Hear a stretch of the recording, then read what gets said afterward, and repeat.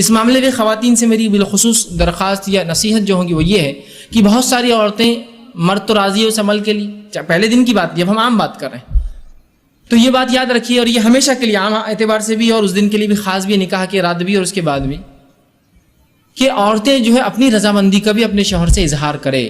اگر وہ یہ نہیں کرتی تو بہت ساری طلاق کی صرف یہ وجہ بنتی، یاد رکھیے، کہ وہ کہتا ہے کہ میری بیوی میں سے کبھی راضی نہیں، آج تک اس نے ایک بار بھی مجھ سے جو ہے محبت کی بات نہیں کہی یا محبت کے لیے خود راضی نہیں ہوئی۔ تو عورتوں کو بھی اس معاملے میں آگے حصہ لینا پڑے گا بڑھ کر، چونکہ یہ ایک ایسی چیز ہے اس میں صرف مرد شامل نہیں ہے۔ اگر عورت اپنا حصہ نہیں رکھیں گی تو مرد کے لیے، میں معاف کرنا الفاظ اگر میرے سخت لگ رہے ہو تو، لیکن سمجھیے اس بات کو، مرد کے لیے صرف آپ ایک کھلونا ہو جائیں گے، اس کے علاوہ آپ کی کوئی حیثیت نہیں باقی رہیں گی۔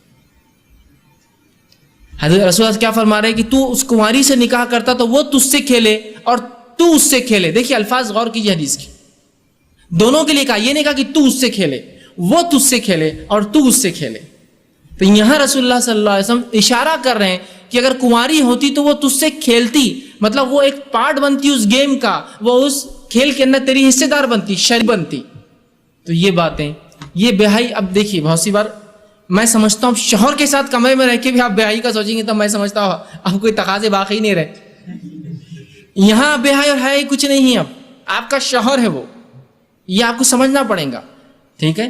تو یہاں عورتیں اپنی رضامندی کا اظہار کرے، جو مختلف طریقوں سے وہ کر سکتی ہے، یاد رکھیے مختلف طریقوں سے کر سکتی ہے۔ جب یہ عورتیں اس میں لیک کر جاتی ہے، کمزور پڑ جاتی ہیں، تو مرد کو ایسی عورتیں پسند آ جاتی ہیں جو اس طرف اشارے کرتی ہے اور مائل کرتی ہیں۔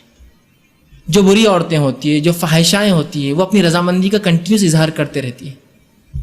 تو جب عورتیں ہیں جن کے لیے جائز اپنے شوہر سے جو کام کرنا، تو کیوں نہیں وہ اپنے اظہار کرتی، کیوں نہیں بتا رہی ہو؟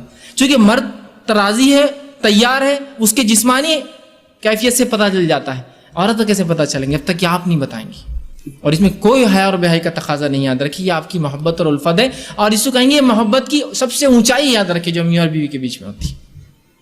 تو آپ بھی اپنی رضامندی کا ضرور جو اپنے شوہر سے اظہار کریں، ٹھیک ہے؟ ورنہ اکثر طلاقوں کی وجہ یہ بنتی ہے کہ بیوی، شوہر کا دعویٰ ہے کہ بیوی نے آج تک فلاں نہیں کیا، اور پھر وہ الزام لگاتا ہے اس کا سیکس کمزور ہے یا اس کی قوت باہ اس میں نہیں ہے اور فلاں نہیں ہے اور فلاں نہیں ہے۔ تو وہ سب طرف کیوں جا رہے ہیں؟ شریعت نے آپ کو بتا دیا، رسول اللہ صلی اللہ علیہ وسلم کہہ رہے ہیں، اور ظاہر سی بات ہے ہر چیز کھول کر بیان کرنا ضروری نہیں، کہ اتنا کافی نہیں تو اس سے کھیلے اور وہ تجھ سے کھیلے، اتنا کافی نہیں ہے ہمارے لیے سمجھنا؟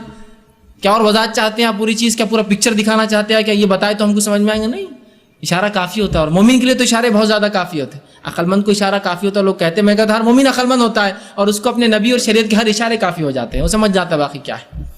تو عورتوں کو بھی اشارہ ہے اس حدیث کے اندر۔ بہرحال آگے بڑھیے۔